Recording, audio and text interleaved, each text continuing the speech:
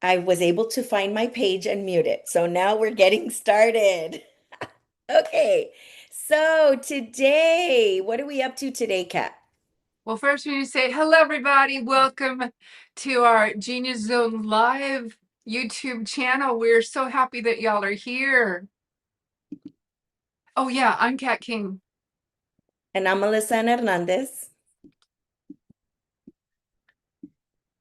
So guys, today we're going to be talking about sleep. So today's theme is rested brains lead better. And so the goal of today is talking a little bit about or exploring the idea of reframing sleep as a strategic advantage, um, how we can use it as a nervous system reset and build that relationship with sleep. Not just another thing like, oh, I gotta sleep. I need to set a sleep schedule, but more about how we can use sleep again as our advantage to kind of rest and recover. So, some of the things that we're going to be talking about today are when we talk about, just a reminder for those of you that are new, we do talk about ADHD, giftedness, twice exceptionality, and we use the term neurodivergent. And neurodivergent is one or more of those things. And so, in our past sessions, we've talked about increasing dopamine. And so, we're going to be talking about how neurodivergent brains burn dopamine faster and how rest sometimes is not optional. Our brains are wired to just keep going, like that productivity mill. The night owl guilt, that's me. And the morning person mythology, like tomorrow I'm going to wake up early and I'm going to do it. But I am a night owl, so it's a little difficult for me. Um, Hyperfocus cycles, irregular sleep patterns, that shame spiral of I'm not getting enough sleep and I'm doing this to myself. Melatonin timing differences in ADHD and autistic brains is delayed. We'll also talk about deep sleep and how it ties into emotional regulation, consolidation of memory, creativity ignition, rest versus recovery versus shutdown, very different things as well. And less of kind of hacking our biology and more about communicating with ourselves, aligning with what we need. We want to get out of that rest punishment loop. Like I can rest when I earn it, when we've already earned rest. And our body-based sleep cues, what tells us innately, internally, when we need to sleep, and how that kind of is opposed by our productivity or our need to be productive all the time. So we're going to be talking about some of those hacks. So kind of something to anchor your thinking today. Think about sleep, building a relationship with sleep as if it's an entity, right? How also how the body keeps score and that we can never fully reclaim our lost sleep. And how creativity is an organism that needs recovery and not that pressure. And so now we're going to delve into the topics. Okay, so why is sleep different for neurodivergent brains? And the other thing that I keep on thinking about is like we've always been talking about twice blessed. We might have two different things going on in our brains. Well, I have another one going on because there's not been a lot of research on women. And there's not been a lot of research on women in the menopausal phases, and I've already passed menopause. And so I was wondering about that as well, because I already know my brain, as an ADHD brain, has delayed sleep phase syndrome, which means that the system that we usually use, the neurotypical brain has, it's different for the ADHD brain, and they've found that in brain research. And we know that the dopamine dips in the evening, and that there's always this type of seeking stimulation and not sleep. And so there's a conflict going on in the brain as far as what's needed for the brain and what's needed for the ADHD brain. And there's a different kind of profiles that happen, and with the different kinds of brains that we're talking about, it makes the sleep patterns not regular. So there's ups and downs having to do with the sleep patterns. And a lot of what I've been doing is trying to record with my watch at night and just to learn about it. But what I found is that there's a lot of emotional processing going on with my brain at night, and my brain keeps on going in different loops, thinking about what happened the day, what needs to happen, what needs to happen tomorrow. So I keep on going on with this link in my head with the different rhythms that are going on.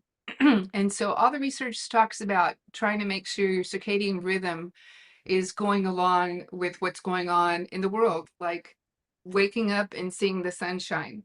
So, going into that and understanding the sleep studies about what's going on with human beings and them understanding about the body. For example, right now, there's a change going on because we live in the central time zone and we just changed to daylight savings time. So, for example, our goats and our animals here still have their rhythm and they don't know that we changed to daylight savings time. So there's more trouble when adults try to get their circadian rhythm to go on, also with the different changes of the times.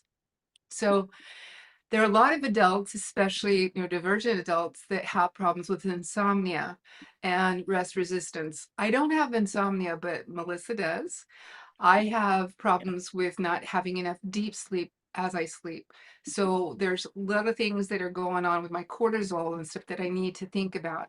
So we were always talking to you about taking down data about what's happening in your body and in your mind and your sleep. We're asking you to do that too, because information is power, data is power, and then you can take your data, and when you go to your doctor, if you're having that many problems with sleep, that data will help them a lot to know what's going on with you instead of, I can't sleep. They can't do much with that. But if you explain to them, 2 nights out of the week, I had to sleep this many hours, I sleep this many hours, and it helps with the data for them to know how to take care of you. All right. So the deep sleep is what I'm talking about, that I'm very concerned about. And it's critical because as we've been talking about executive function, that's exactly where I have the issue with my sleep, because the deep sleep is when your brain starts cleaning out what's been going on to the day, and the cells are being cleaned. And if you don't have enough deep sleep, then that can't happen. And so there's less probability that I'm going to have emotional regulation if I don't get enough of the deep sleep. So I've got a question for you, Melissa. What happens emotionally when neurodivergent women blame themselves for being tired instead of understanding the biology of what's going on with their brains and their bodies? I think what happens is we get into these thought loops, right? And we build these or create these narratives around um, not so much why we're not um, sleeping enough, why we're not resting and looking at root causes, but more about that blame game, right? Like, um, I've often said when people have asked me, like, how are you doing? I'm tired, right? I'm exhausted. I'm fatigued. And technically, medically, I am chronically fatigued. It's part of some of the medical issues I have with my nerves, right? So that is true.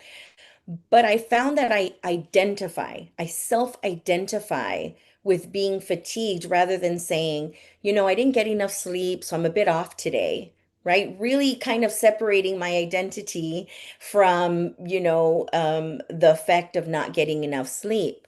So we often do blame ourselves for being tired instead of really looking inward and saying, okay, what am I tired of? Am I sleepy? Did I not get enough sleep? Am I tired because I'm overwhelmed? Is it the way my biology works? Maybe I'm someone who needs to take a nap. Maybe I'm someone who needs that rest and recovery built in. So I think it's really important for us, especially as women, to understand our biology and look at some of those causes instead of blaming ourselves.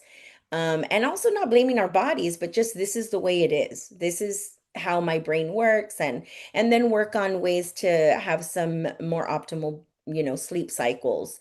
Um, and I think that's a lot better and then just blaming ourselves, right? Um, audience, so who here has been told you're just not disciplined about sleep? Go ahead and pop that in the chat because what we want to do is we want to normalize and reframe um, sleeplessness and restlessness as not our own self-identity. Okay, so we are going to dive into deep sleep, what it actually is. So memory consolidation, we talked about working memory a couple of weeks ago and also last week. But when we talk about consolidating memory, we want to be able to kind of grasp and recall the things that are going to be best for us to be productive, have clarity in our business, be as creative as we can. Remember, creativity is also about problem solving. And so, in order to problem solve, we have to actually, our brain has to go back and recall some of the ways that we have solved issues in the past. So, consolidating memory is really important. An emotional reset. We've talked insanely about emotional regulation and how dysregulation affects our body. And so when we allow that deep sleep, that emotional reset, we're better able to regulate our thoughts, our emotions, and our actions throughout the day. Um, Also, we kind of want to detox. We want to detox. Kat and I talk about brain dumps all the time, that we just have so much in our heads. I know what happens with me and Kat actually is at night, we have that thought mill and that hamster just keeps churning, churning. And we really need to stop that, right? But we still want to have a space to put those thoughts. So oftentimes we brain dump. We can't do that at 3 in the morning when we're in the middle of sleep unless we turn on the light, start journaling. So we need to actually go into that deep sleep to give our brains that detox time. So that way in the morning we have less clutter, less noise, less gray, and we're able to better recall those thoughts that we might have had prior to going to bed. And also for us as women, especially, deep sleep helps regulate our hormones. So Mhm. that in turn helps us regulate our mood, our hunger, our stress. We're not hangry. We're just, hey, we're hungry. All right. We're not so stressed and snapping at people. So something to think about, deep sleep is your brain's janitor, the therapist, the mechanic, all clocking in at one time. The cleanup, the kind of clearing out, and the fine tuning. That's the most important aspect of deep sleep and how it can help us regulate and recover. So Kat, how do you notice the difference in your strategy brain when you've hit true deep sleep versus half rest survival mode? That's exactly the issue I have because I used to get a lot of deep sleep. I slept so well and I would wake up extremely refreshed and stuff. But there's a change going on in my body, and I know it has a lot to do with the being an elderly woman. I'm a senior now, and there's not a lot of research in it. So I've been practicing all the things that is out there to make sure what I can do. And in studying this, we've developed a little handout for everybody. So if anybody wants that, we'll have the link below. But I've been doing these and I have improved from 8 minutes to 33 minutes last night. So it has improved, but it's still not to the healthy levels that are about an hour to 2 hours normally is for the normal brain. So I'm still way below the norm. 8 minutes was horrible, of course, but 33 is improving. And I still need a lot to do to get it even better. So I'm going to keep on doing what I'm doing, making sure that I wake up in the morning, making sure that I go and get the sun in my eyes, everything that's out there to try to get it going, right? So it's not a fault of myself, and I know it's like, well, you need to get more sleep. It's like I'm trying to get more sleep. You need to go to sleep earlier. I go to sleep very early with my husband because we have goats to take care of in the mornings, right? So I'm trying my best. We turn the lights low. I try to get away from technology, all that kind of thing, but I still am doing this. Journaling has been helping me. And also, there's music, like there's an app called Calm that can help you. You can even get Michael McConaughey to talk to you at night, and that's always really helpful. But the other things that have been helping as well is talking to myself, calming myself and getting myself more and what the different alpha waves that they're talking about. Because a lot of times people have the issue, and I've had it before, about not feeling like I'm ready to go to sleep. It's like my brain is so motivated with the thoughts that are going on. So I don't notice what time it is sometimes in the past. I can't say about recently because recently is what I've been trying to get going on it. But in the past, when I was working a full-time job, I had ideas sometimes and I would just work until I had to fall asleep because my body was just saying no more. But my brain kept on going. So there was a real problem with hyper focusing on some issues that I just really needed to do because that's who I am as far as being ADHD. When I'm hyper focused on something, it just keeps on going, right? Once it starts going, it keeps on going. It's very hard for me to stop. So I've been trying really hard to work on the emotional decompression time, about making sure that things are calm, my dogs are taken care of, all the animals are taken care of, the house is dimmed, the music might be soft music in the background or just silence kind of thing. But sometimes my nervous system is so hyper vigilant about what's happening that one issue I have that I'm still working on is being safe, because I have PSTD in the past. So I'm trying to regulate that and feel more safe at night. All right. So trying to focus on the lights, making sure the lights are dimmed, making sure there's very little lights on other than being able to walk around if I need to get up to the restroom or get water or something.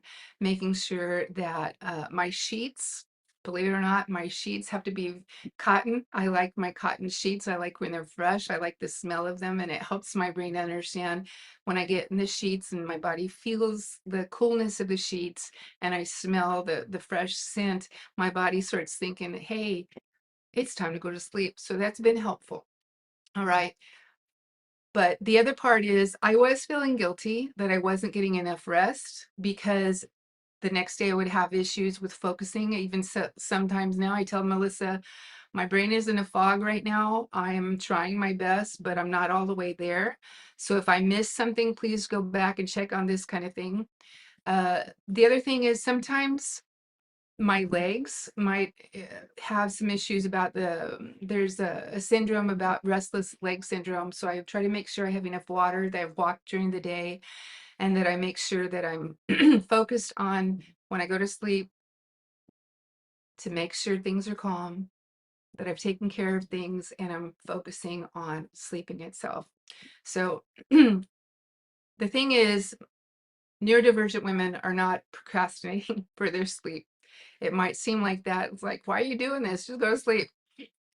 It's not that easy. All right. So, audience, if you would go down in the chat and drop a few comments about this. What keeps your brain up at night? What keeps you awake even though you feel very, very tired, if you've ever felt that way?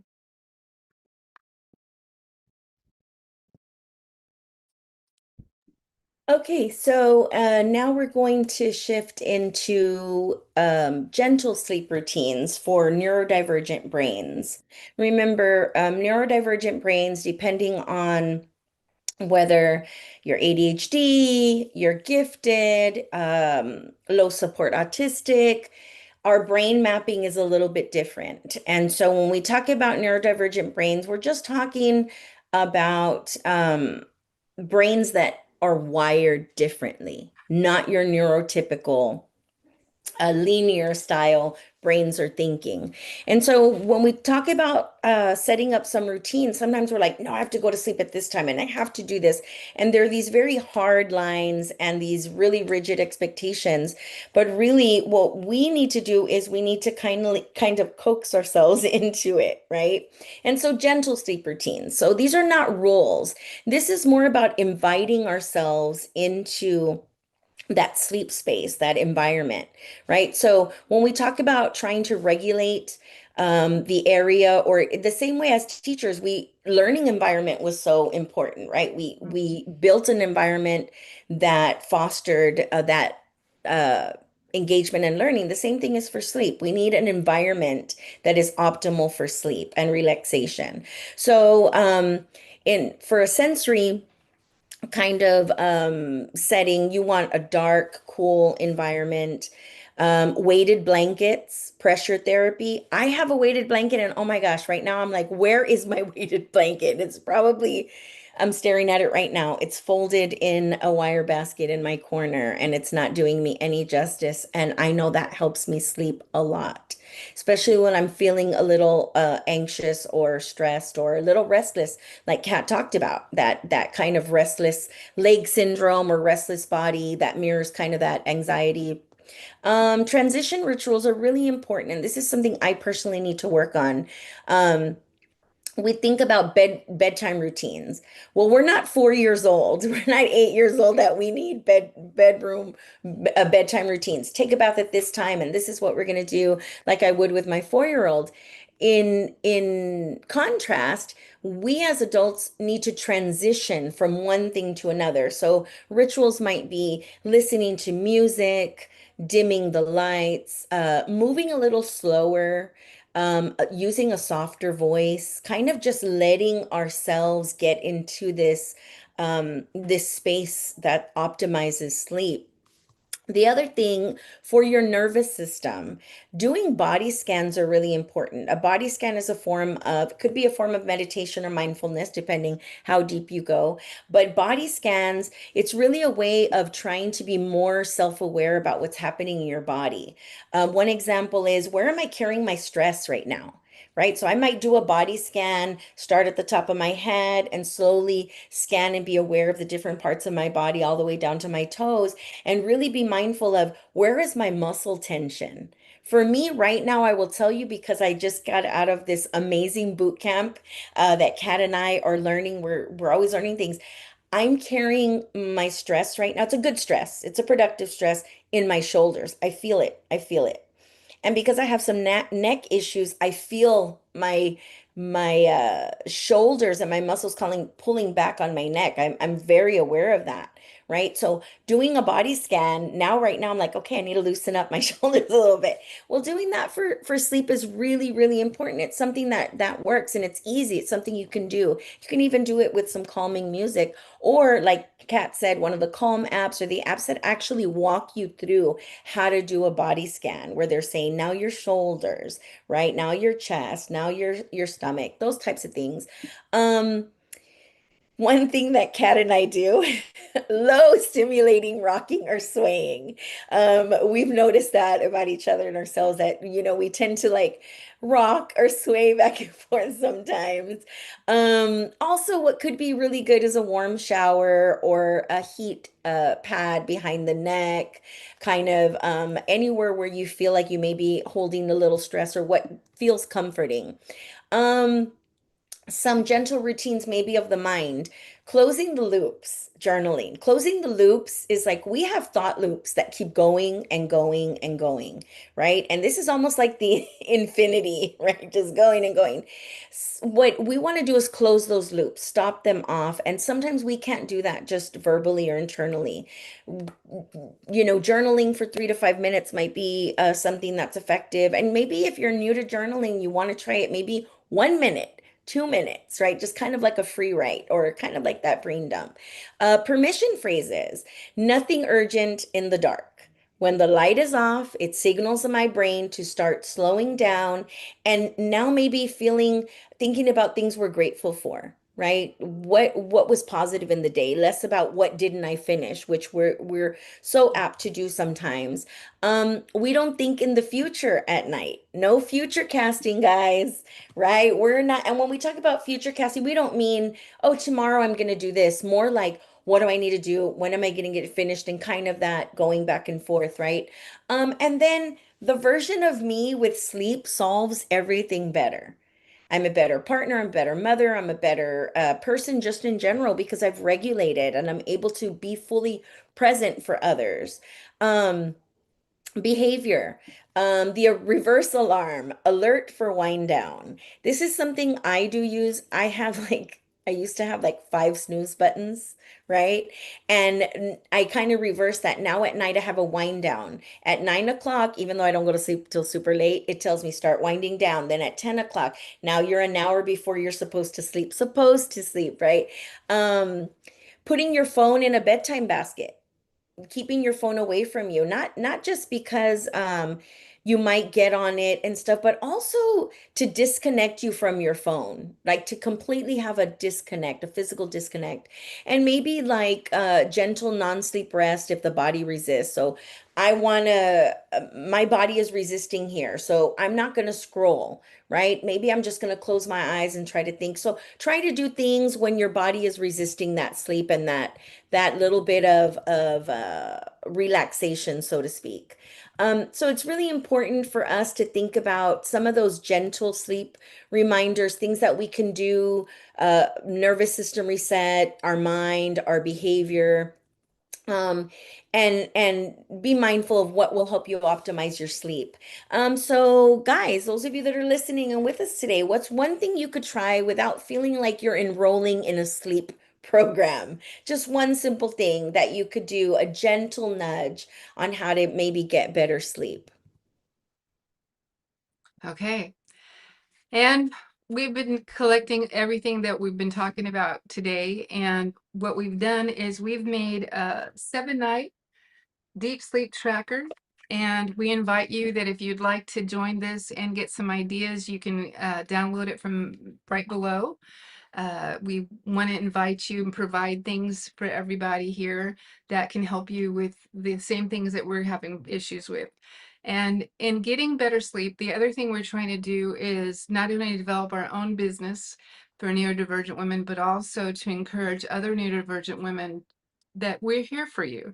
And if you'd like to take some of your passions and take that into developing a business, we're here for you also. So just when we're talking about this, we're talking about leadership. And we know we can be even more than what other people think we can be. And we want to support you in doing that. And just rested leaders make sharper calls, right? Our brains can work better. So that's another thing you can do instead of identifying yourself as, I never sleep well. I never get a good night's sleep. I'm an insomniac. But maybe identifying yourself more of, I have some issues, but I'm working on them. Just reframing what you say that comes out of your mouth sometimes can make a shift in your brain as well. And understand that, for example, for me, I know that for me to get better and to be a better partner to Melissa, I need to get better sleep. So I'm working on that. I'm trying to make sure that I get enough exercise in the daytime. And maybe I've been adding also another walk, not only my morning walk, but an evening walk to get my body ready to get a little bit tired so I can go to sleep, right? So I also know that it's one step at a time. And we've been talking about this as far as progress. Melissa and I have been working on progress. We have not fulfilled every goal that we have yet, but we know that we're getting there. And starting this YouTube channel was one of the things that we needed to do to put ourselves out there to make sure that we can provide a safe place for ourselves and a safe place for other people like us to do this. So trust yourself. Trust yourself that it can happen, it will happen, just one day at a time. Try one more thing. And that's what we're inviting you to do with this. Just try one thing different nights and then take data down, figure out, did this help me? Did this not help me? Or maybe try it for a few more days than what we're saying on here. But understand, have micro goals, because micro goals, you can get to almost anything if you just have micro goals to get to where you need to go. And have your goal is better sleep, and then slowly but surely you'll be able to get to the perfect sleep. Like I've gone from 8 minutes of deep sleep to 33. Progress, right? And no, I'm not at the 2 hour mark yet, but I feel I'm going to get there. So what if the goal wasn't an earlier bedtime but an earlier surrender? And that's just a shift in your mindset and understanding that rest is a right. It is not a reward for what you did during the day. Every human being, it's like food. It's part of the nutrition that your body needs. Sleep is another way to say nutrition of what your body needs to be able to do that. What else do you think we need to talk about here, Melissa?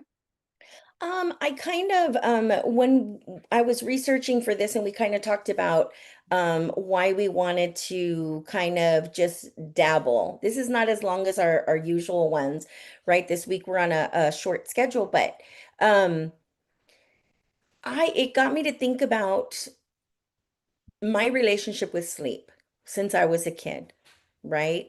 And so, a couple of the questions that I kind of want us to put out there and let our audience simmer with, and both of us as well, right? We're big on reflection. What was sleep like growing up? Was sleep encouraged? Was sleep judged? Was sleep ignored? Um, and just today, I was sharing something with my family about childhood memories. And one of the memories was that when we were little, especially growing up in a um, Mexican household, with that culture of family and big and cousins running everywhere and abuelos, cooking while we're doing all of these different things, was when we were younger, we could fall asleep anywhere. And when we woke up, we would have a colcha. We would have a blanket on us, right? I don't know, Kat. I see Yeah. you shaking your head because we could fall asleep on the couch, on the floor, on a cushion. I remember we would throw the cushions on the floor, not even sleep on the couch. Sometimes even outside, right? In a hammock and different things. And so um that I think when I was young, it was encouraged. Like you're tired, take a nap. But then as I grew older, I had more of these self-imposed expectations of I have to get more done in the day, and productivity really outweighed my need for sleep. And so I think although I was raised with, sleep when you need to sleep, you're tired, go take a nap. I think as I grew up, because I didn't understand my brain fully, I myself didn't encourage sleep. I judged myself for not sleeping enough, right? And I think that maybe this can resonate with some of our viewers as well. Um, and I want to pose another question, and especially to you, Kat. I want to hear this one, as well as, from our viewers. When did you first realize your brain doesn't sleep like other people?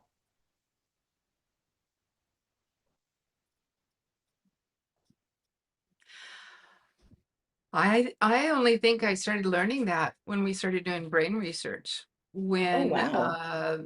when I started getting my Apple Watch and stuff and found out what kinds of sleep that I get, because I before all we knew was, did you get 8 hours of sleep? Well, I almost got 8 hours of sleep, but it's not been that long ago that I've been trying to figure out what's happening during my sleep. Why is it I slept like the day that I only got 8 minutes of deep sleep, I slept 8 hours and 20 minutes or something. And in that whole time, you would think that I would have had 2 hours of deep sleep. But when I saw that I only had 8 minutes, I was like, "Oh, okay, something's going on here." And then I found out it has a lot to do with my age. It has a lot to do with the kind of person I am, the kind of brain I have. And so I'm trying to go through all this different steps that we've been talking about. And what I've been trying to figure out is, number one, to make sure that I'm doing just the best I can do. And every day is a new day and you start over again, right? But Melissa, when you were talking about right now about feeling guilty, I mean, wasn't it just this week, a few days, maybe last night, I feel guilty when, if you're still working, because I'm the morning person, you're the evening person, you're still working, and it's like, Melissa, I'm tired. My brain, I gotta go sleep. I gotta bed. I still feel guilty, even though you said go, go, go. I still went. I felt very guilty for being tired and that I needed to go rest so I could go to sleep. So there's still that going on, okay? But I know that journaling is very good. I know that I need to journal. I know that my brain needs me to journal, but my spirit, you know, my spirit needs me to journal, because I don't think that the lack of sleep will totally stop everything that I'm doing. just because of who I am, who you are. I mean, we're going to keep on going. Like your babies were sick this last week, and I know you didn't get enough sleep, and you're not going to stop who you are. You're not going to stop anything that you're doing, but then to be aware. Like the same thing when we don't eat properly because we're not in the right places. They don't have the kind of food that we like to eat that we normally eat, and then it upsets our stomach. So just becoming aware, I think is the first thing, right? But I wasn't aware, Melissa. I wasn't aware. I think a lot of the science that's going on now is new for especially people like me that grew up in the 60s and 70s.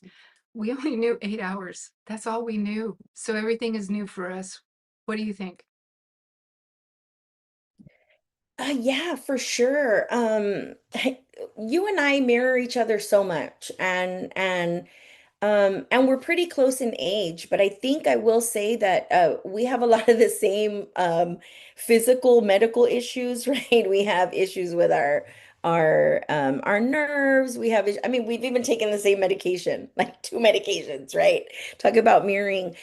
So we already deal with a lot of body things like nervous system issues, nerve damage, stuff that would affect anyone's sleep, right?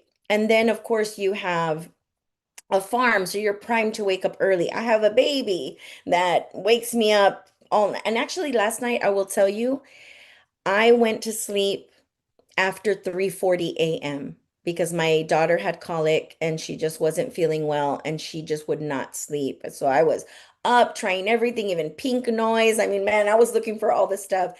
But I knew this morning that I had to be on, and even with dark circles under my eyes, I am going to be here and present, right? So yeah, I think we do. As we get older, also we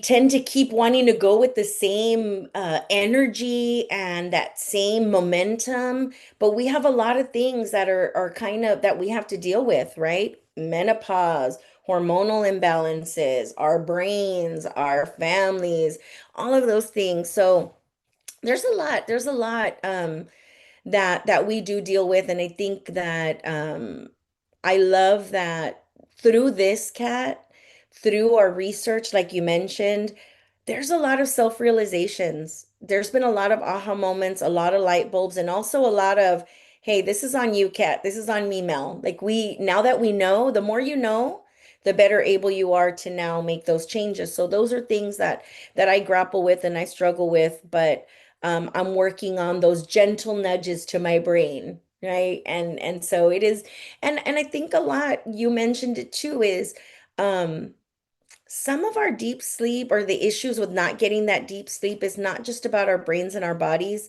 specifically, but a lot of that, these realizations kind of reveal some of the shame that we have around who we are, how our brains worked, our identity, our past experiences, and that trauma that we have, different types of trauma. And so it's important to also go back and have that compassion for ourselves, right? Like we No deserve guilt. it, right? We No guilt. deserve Yeah. sleep. We deserve to wake up in the morning and say, you have permission to have a fruitful day and a blessed day and step into abundance, and but we can't do that if we don't get that sleep. And so I love that we are working together, right? Not only on our business, but we're also working on helping balance each other and those gentle reminders as well, um, on what we both need, because we do mirror each other a lot.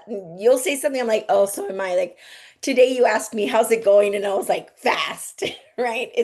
It's a lot, and my brain. And what did I say before we came on here? I was probably talking so fast because my brain was trying to process everything and debrief real quick. And so I was like, I'm not going to go into that. I'm going to close this window. And because I knew that I was being consumed by that knowledge that I was getting, and it was great and it's good and it's something, but I think we have to be able to tone down and slow down and know when we want to kind of quiet our mind a little bit more And so, yeah, I think it is really important for us to be more self-aware and to also be helping each other and other people, your families. Like, what is the ritual in your family? What are some of those transitions? What are you doing to help your partner sleep better, or your children, or your parents, or whoever is around you? And the more you know, the more you're able to regulate. And so this is also a challenge for you all, our viewers, to be able to think about kind of recognizing those patterns of sleep or restlessness or insomnia, and or even in others in your family or people you know, and also help yourselves and help others, to kind of get that restful sleep, and be mindful when people have not had that time to rest, recover, and regulate, right? Um, so And just never give remember up, that rested right? brains lead better, Yeah, right? You want to close this out, Kat? sure. I just want to say I'm so glad we did this because I think sleep is another thing that we don't talk enough about in business. Because you might, when we went to work every day, somebody might say, "How are you doing?" "Oh, I didn't sleep that well last night," and that's all. That's all that's discussed, decided, anything.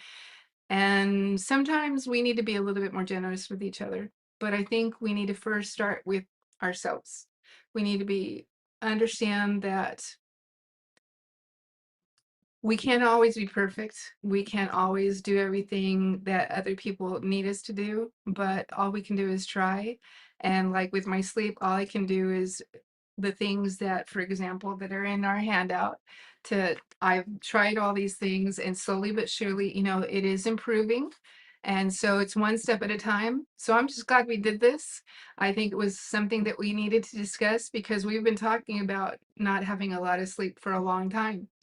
And we know the things that help us out. But for example, because of my hormones or my age or something like that, I'm having issues. And you right now with your, you have new baby in the house and stuff.